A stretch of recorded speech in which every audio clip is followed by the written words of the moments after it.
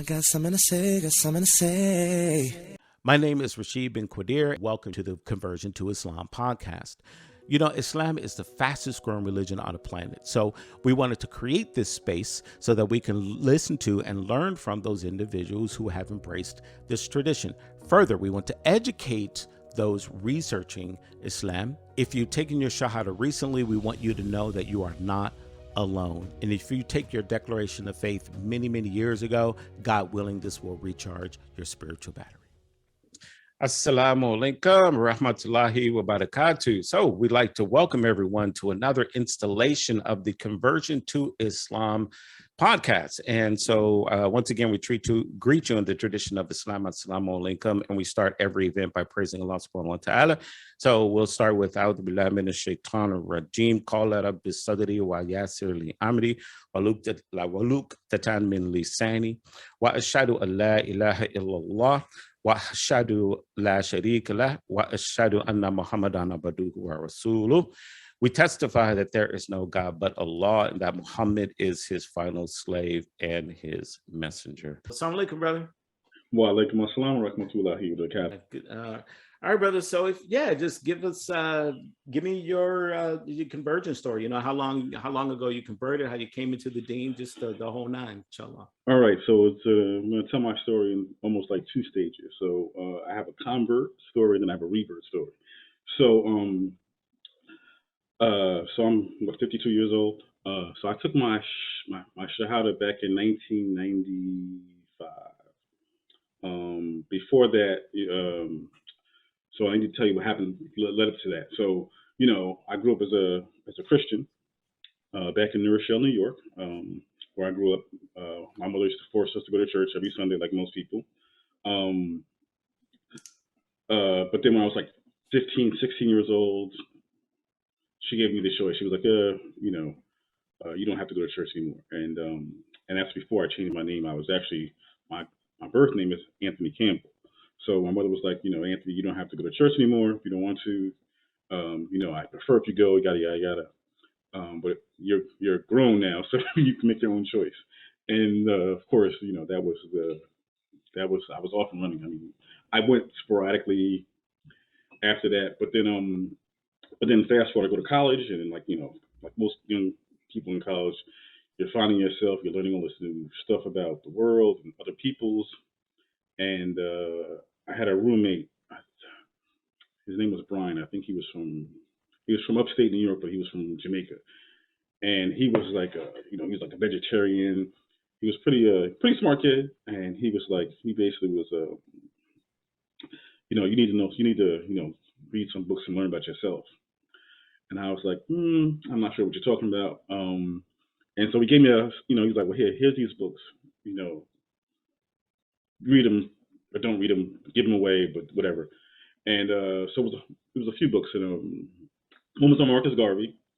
One was on W.D. Du Bois, and I forgot another one. And then, of course, one of them was the autobiography of Malcolm X. So initially, right away, I went to the one about Marcus Garvey because he's the person I knew the least about, and Brian used to talk to him about because he was Jamaican, and he used to talk about how Marcus Garvey was Jamaican. I didn't even know that, so I only knew what they told you in school, tax evasion, mail fraud, got deported, and so first I read this book. I'm like, wow, this is what's up, and I took a class in African American culture, and I was learning all sorts of stuff, and then finally, I got to the Malcolm X book, and I thought I knew Malcolm. But little did I know, after opening the book and starting reading it, I didn't know nothing about Malcolm. So, like most, young African Americans, I was just sucking it all up, and so this is like early '90s, and so it's also around the time of the planning for the Million Man March, right? So Farrakhan was on the scene big time. And so I was just trying to find myself. I mean, I read about Malcolm, and I started reading about the Nation of Islam, Elijah Muhammad's book, and so secretly, I think I was like preparing myself to be part of, jump to the nation. At least that's why I think about it now. And then the Million Man March happens.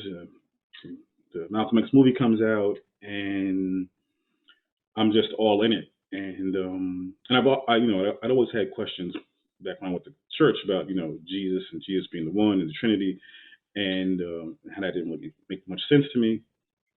And so I had a cousin who was with the nation back in the day. Then he started going to this, a more Sunni type mosque, and he was like, "Well, why don't you go to the mosque over here and talk to these brothers? Since you have you're curious." And it just so happened they were part of Warthi Muhammad's group, like, and they had left the Nation of Islam, and they were good. They were good brothers. And I went there, and I remember my first teacher, brother Amin, and he taught me the basics, how to pray, a couple of surahs, and that kind of stuff. But he was just like the sweetest dude, and they were like the sweetest people. And I was going there like on Sunday school and going there for Juma. And then I think Allah just spoke to me. He was like, it's probably time. So I've been speaking to my mother knew, my girlfriend knew, who was not my wife. She knew too. And so I was like, I think I'm gonna convert or join to become a Muslim. And they were cool. I should say, my girlfriend, who's not my wife, she was cool. My mother was cool too, up until I decided I wanted to change my name too. And my mother wasn't too happy about that. And she even though I tried to dispel the fact that I wasn't joining the nation, she thought I was joining the nation. She couldn't see the difference. And so it was a little tense there for a little while between us. But 20 some odd years later, she has accepted my name, and I don't remember the last time she's called me by by the name she gave me at birth. So yeah, so like '95, I took my shahada because my wife gave me. So I changed my name. We got engaged, then we got married, and things were good. I mean, I had, except for the fact that I had to move to the Bronx, but even then it wasn't that bad. I mean, I was still going to the same masjid, and I'm still part of that community with the Warthi Muhammad group. And but when I look back now, it just didn't. It wasn't. I was missing something. I didn't know what it was at the time. So excuse me. But then we started moving around. I got a different job. My wife got a different job. We moved from the Bronx to Long Island, and so for a few years there, I was just fumbling around. I mean, I was still going to Juma, but I didn't really have an attachment to a community, and that lasted for a long time. And then I guess it got worse. I guess at some point, I don't remember at what point. At some point, I just stopped going to Juma. I stopped praying. Never stopped believing. I just stopped practicing. Then and then a few years later, my son's born, and I do. So I remember when he was born, I whispered the Adhan in his ear when he was a baby. My first got a chance to, after he got all cleaned up, and of course, I remember reading that you should do that, and I think I don't remember. I think I did for my two girls as well. But so I was still kind of connected, right?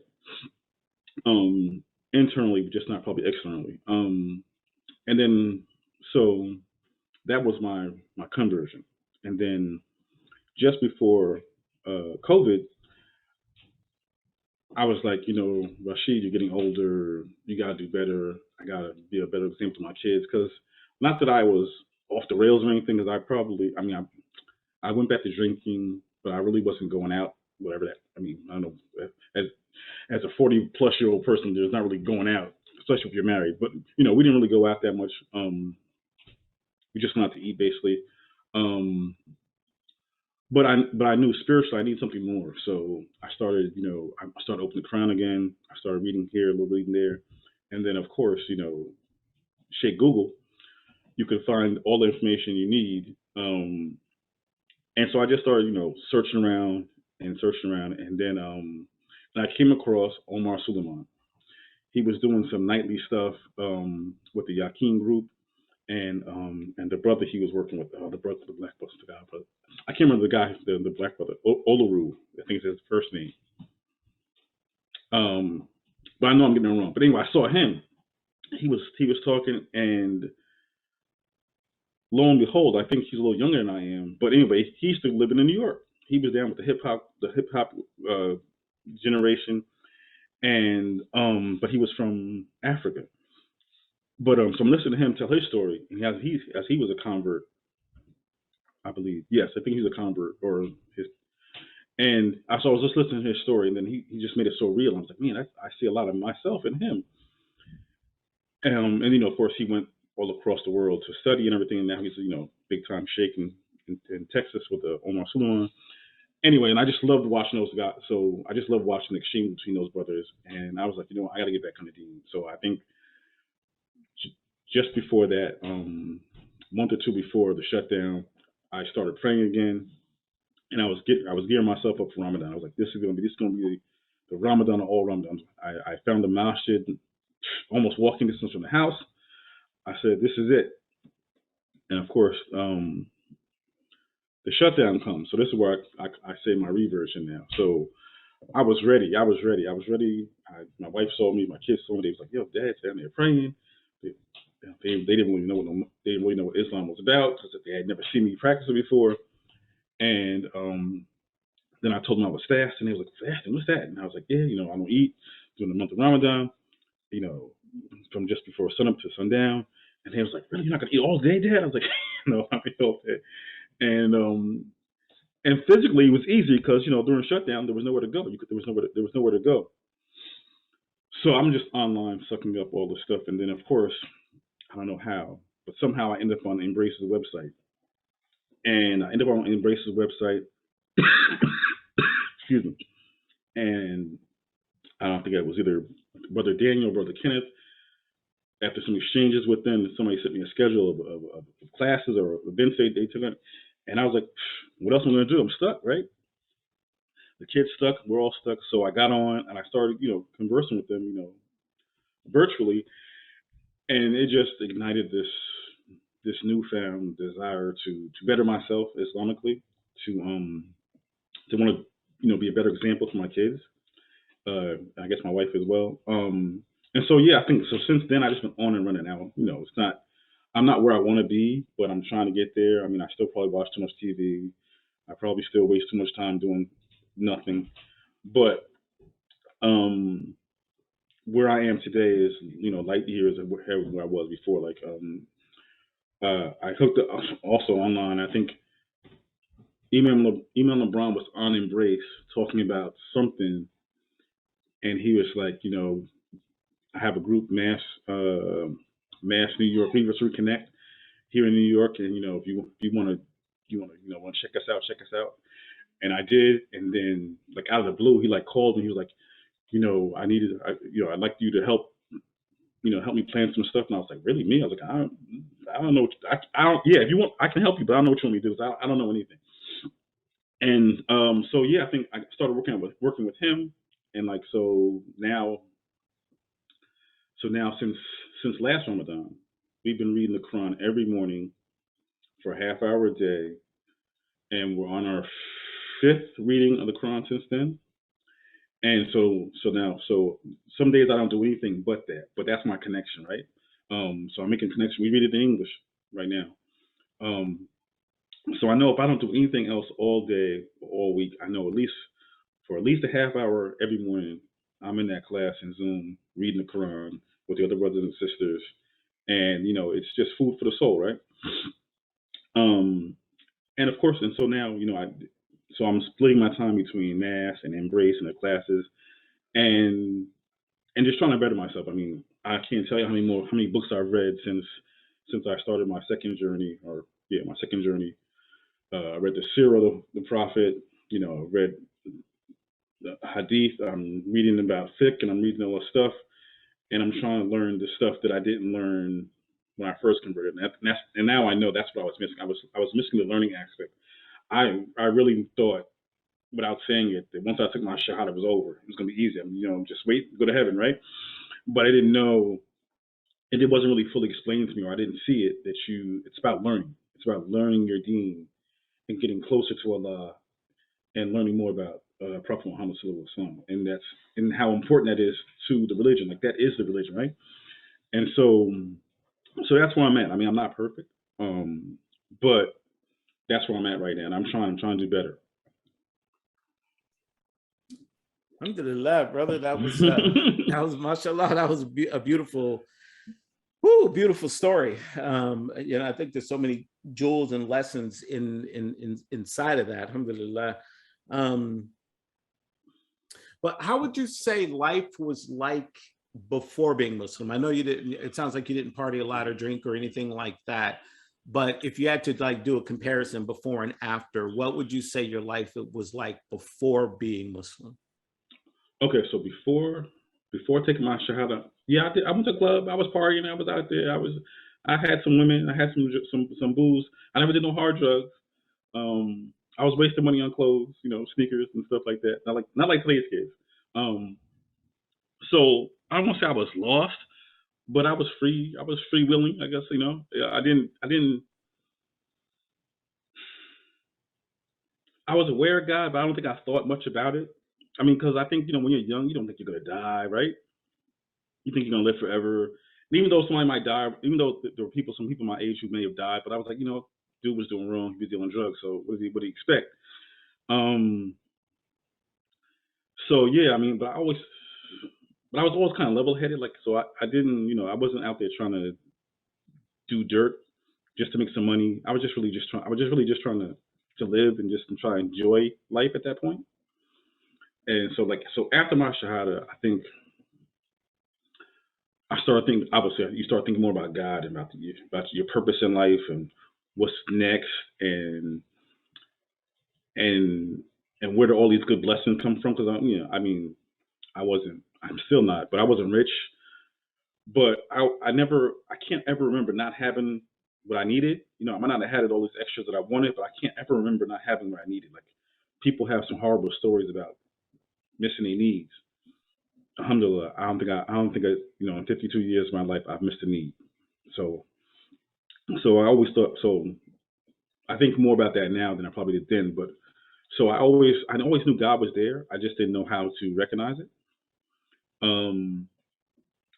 Even when I stopped practicing, I never stopped believing and never stopped really thinking about Allah and what He's done for me and what He continues to do for me. I mean, the blessing of 3 kids, a wife.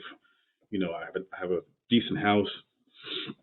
My mother's still here. Most of my friends are still here. Almost all my friends are still here.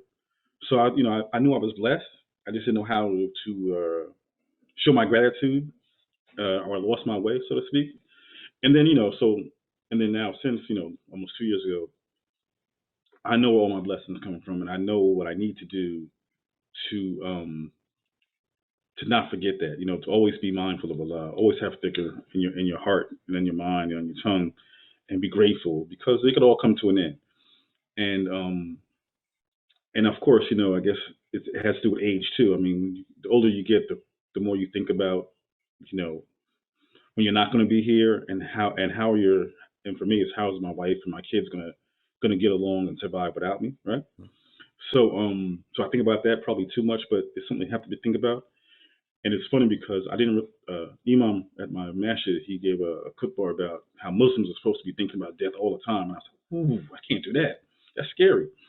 But it's as a reminder to let you know that tomorrow's not promised to you, and that if you got all your ducks in a row, you won't be in your grave stressing, waiting for the judgment to come, and you don't know where you're gonna go. If you do right, you'll have this yaqeen, this certainty, this feeling of certainty that Allah's gonna take care of you. And so I'm trying to get there. So I think about that. When I think about death, that's what I think about. I don't think about actually dying because I know that's gonna happen. There's no doubt about that. No one's gonna be here forever. So, but it's how you live to better yourself for tomorrow and the hereafter. And as a young kid, you can't, somebody tell you that you speak in a foreign language. Right. Now, are there any hobbies that you feel you had before being Muslim that you either kept or some that you maybe don't do anymore? Wow. Okay. So my biggest thing was music. Like, I'm a musical person. I have my life, the soundtrack of my life is, old school R&B, right? Um, so every significant event in my life, I can probably attach it to a song, um, or a group of songs. And so music's my thing. Like I used to sleep with the radio on when I was a kid. BLS at night, right?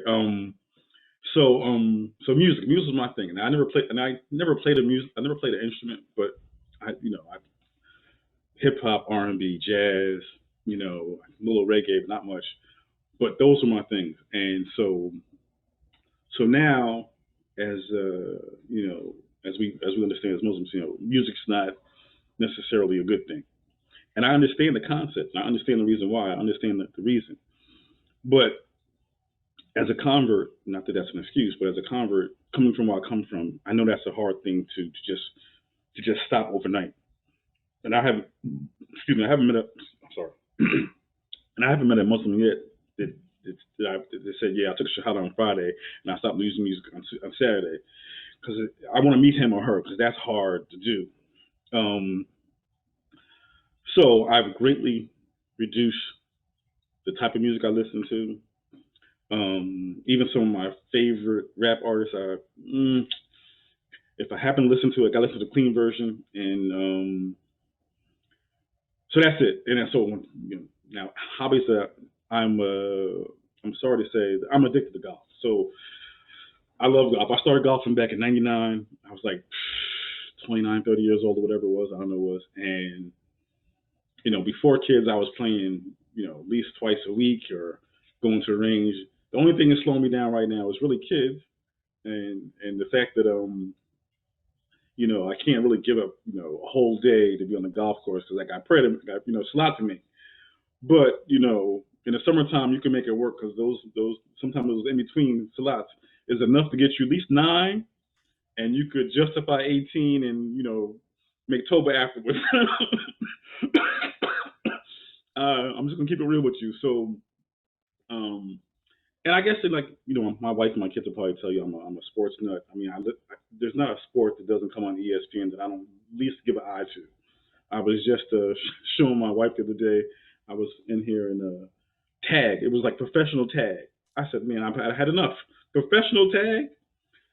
But yeah, I mean, I'm a New Yorker, so I love my Giants. I love my Nets. I love the Knicks.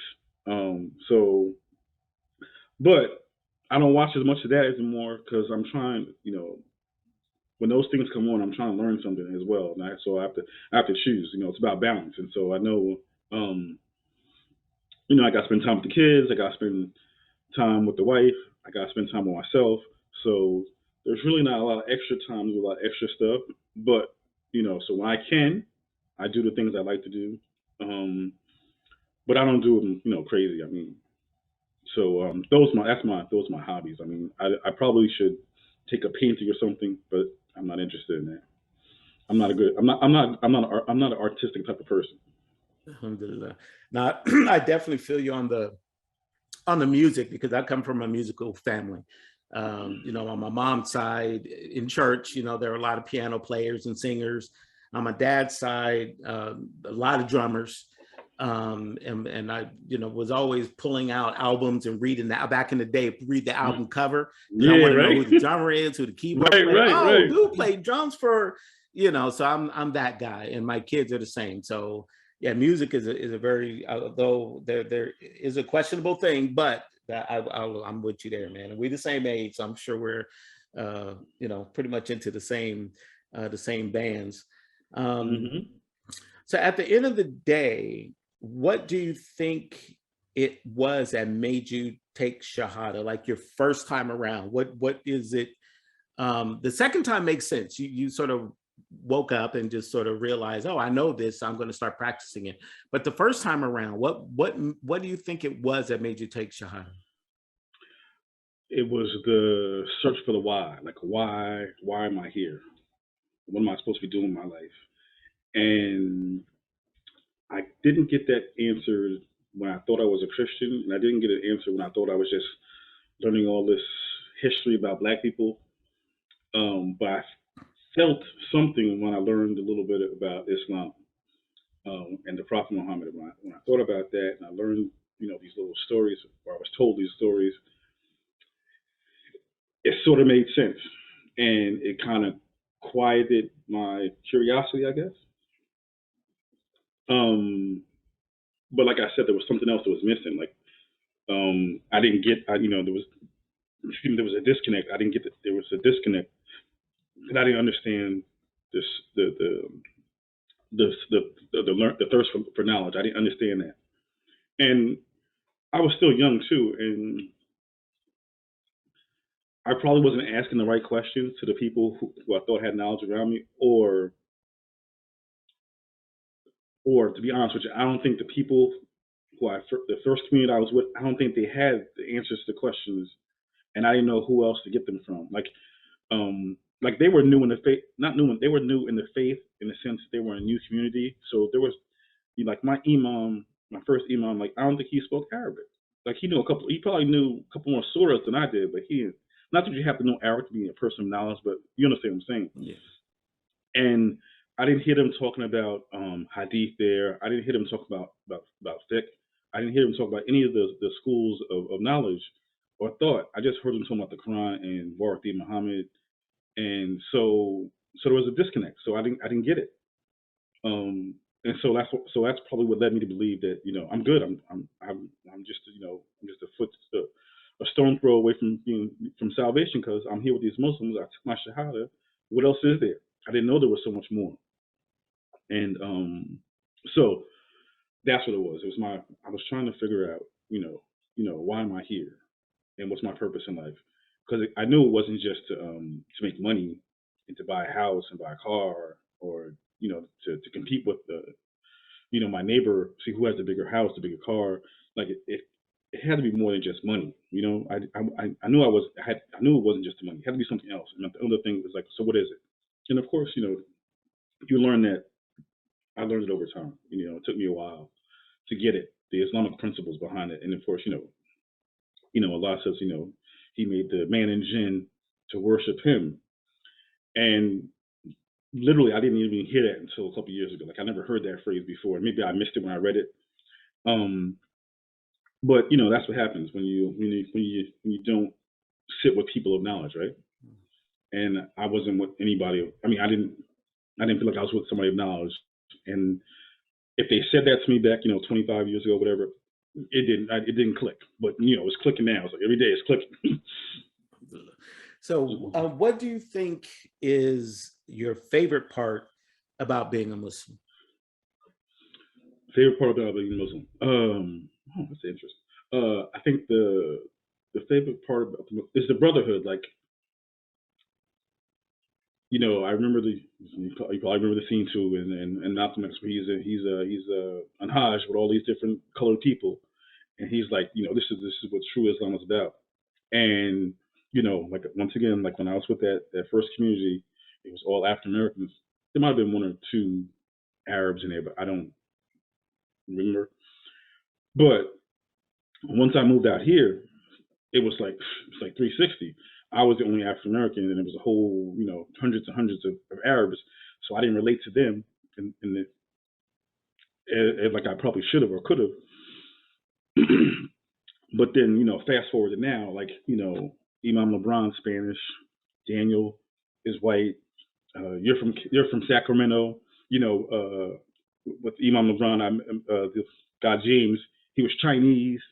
And so, and then there's some other Hispanic people I know, and I'm like, so this is true Islam right here. Like this is the brotherhood. Like these brothers love me for the sake of Allah, and they really don't know me, but because I'm a Muslim and they say I'm a Muslim, they love me, and I feel the same way about them. And even like with the Imam LeBron, like he's pretty much taking me under his wing, and he's trying to help myself. And I'm like, I didn't. Once again, I didn't get that before. I didn't get that when I was with my people, just my people, and I didn't get it when I was trying to get with other people. But now that I'm with this mixed group of people, it's all love, right? So it's the brotherhood. It's the brotherhood. I just, it's the true brotherhood, and I know what that means, and I see it, and I love it, and I believe it, and I just love, I love being in the company of Muslims. Alhamdulillah. And so the last question here is what is the biggest spiritual lesson you've learned since becoming a Muslim? Okay.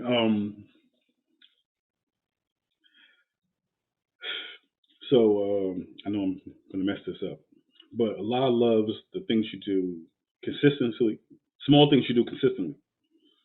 And so, once again, if you told me that 10, 20, 30 years ago, what's that mean?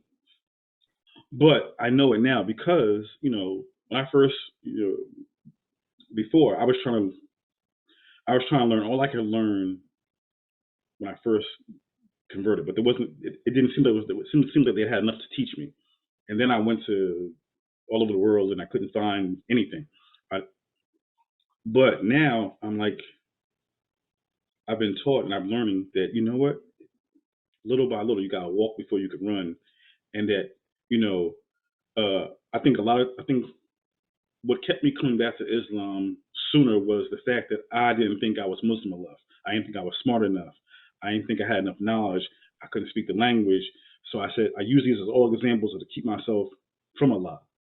But Allah is now telling me that, you use those things to bring yourself closer to me or closer to Him. And that's what I'm doing. So I'm trying to learn a little bit at a time. And I'm no longer punishing myself about the things I don't know. If you don't know something, you don't know it, and if you don't know it, go learn it.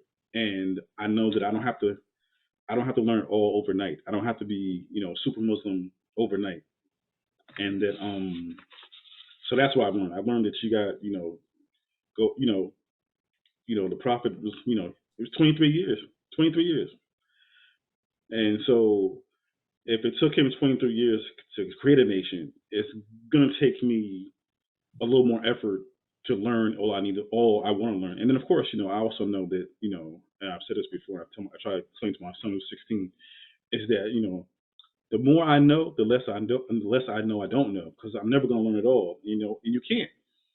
But that doesn't, don't stop trying. But it's not a race to become the most knowledgeable. Like, I don't think, I no longer feel like I need to be the smartest guy in the room. I no longer feel like I got to speak up for everybody. I'm only speaking for myself. And just take my time. And what I don't know, I don't know. But all of that doesn't diminish the fact that, or take away from me being a Muslim. It just makes me personally want to learn more and do more. But I'm just as much Muslim as anybody who was born a Muslim or anybody who calls himself, Sheikh, whatever. They just might have more knowledge than me. But that having more knowledge doesn't make you a better or the best Muslim. It just makes you a Muslim with knowledge. Alhamdulillah. Yeah, no, well, actually, while you're speaking about that, you made me think of one other question. But I guess one point, I think you hit the nail on the head about knowledge, right? Because I think when we first take Shahada, we want to be super Muslim and we're just trying to absorb and learn all this stuff, and it's easy to get overwhelmed. So it's always good to sort of take that step back. And it's like a process. I call it the life cycle of a Muslim. I was talking to somebody about that.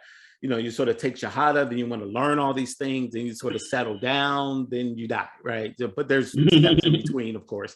But that's the life cycle, and that is the process. And we have to sort of feel comfortable knowing what we don't know and just try to learn more and lean upon those who do know, and I don't know, make that ego go away to where we're comfortable saying, I do not know. And it's sometimes that's hard, for some people to just say, I don't get it. I don't know, man. I don't know, so it's difficult sometimes. So I appreciate the fact that you've realized that. But my final question is, because I had to ask this other brother this, he's a single dad. And so I had to ask him to look at life before Muslim and now. And do you think that Islam has or had an effect on you and how you are a husband or a dad? Okay, so as a husband, I don't know, my wife probably needs to be here for that one. Yes. Now, how do I quantify that? How I explain? So I think ever since I got married, I think I've always tried to make sure other people know, or especially other women know I'm married, so they don't get it, confused, right?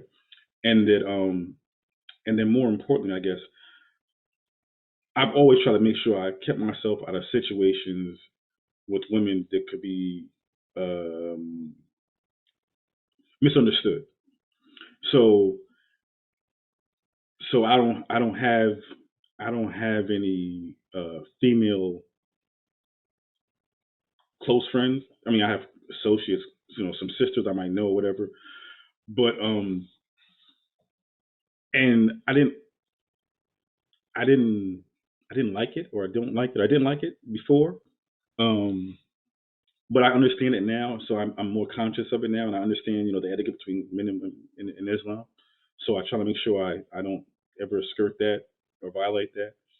But even before Islam, or even when I wasn't really practicing Islam, I always tried to make that was always there, even though I didn't know what it was always there. So that is how I guess it has fixed, the relationship with me and my mother, me and my wife. But of course, I still try to, pay. I mean, I've always been paying the bills or whatever. Um, but as far as my kids now, yeah. So I guess Islam is more patient, more patient. Because my kids aren't, they're not Muslim. So, like I said, with my second conversion or reversion, the kids were already here, right? So, and they didn't see me practicing for years, and so now I'm practicing. So I got to give them time to adjust to me, and then I got to give myself a chance to try to teach them too, because that's why that's the thing I want to like my mother forced me to go to church, but I can't. Well, I can say I can't, but I don't force my kids to go to the mosque. Um, they, I think they went to church a few times not too long ago, a couple of years ago, and but they haven't been back since, especially since COVID. But so I'm trying to drop little jewels here and there in hopes that one of those little seeds will take root, and Allah knows best. And so I just keep doing that. Like they spent Ramadan Eid with me at the end of last Ramadan, and outside of my son, he's 15, 16. So unless there's other kids there, other ratchet or noisy stuff going on, whatever 15, 16-year-old boys are into this. If there's none of that around, they're not happy. But my girls, they loved it. They got their face painted. They got some food. They got some candy. They had a great time. They were like, "When is the next Eid?" I was like, "Oh, I'm glad you asked." So so that's I guess it's just patience. Like it's patience, and one of the things that worries me, I guess, yeah, that's a good word. Worries me the most is that I want them so much to become Muslim, and I wish I could force them to become Muslim like overnight, because once you know something, you can't unknow it, and I believe what I believe, and I don't want them to suffer the painful torment of not becoming Muslim, right? I don't want them, because tomorrow's not promised to you, and I want them to die knowing where they're going and how they got there. So I try not to think about that too much, but that's the worry. I mean, I worry about my wife and my mother too, but they're grown, right? But it's my kids who I worry about, especially my son, who's becoming quote unquote a man, right? And there's so much out here in the world, in this dunya, that's attracting them and distracting them from even wanting to have that curiosity about anything that's good for them, especially Islam or Islam. So Allah knows best, and I just keep making dua for them, and that they will see the path, and they'll see the light. They'll be drawn to it. I got something to say, got something to say. Thank you for spending time with us here at C2I. We hope that you found this beneficial. And if so, you know exactly what to do. Smash the subscribe, like, and share button. And for additional content and other conversion stories, please see our YouTube playlist, the Facebook page, the Conversion to Islam website, or any of your favorite podcast applications. Onwards and upwards towards the light.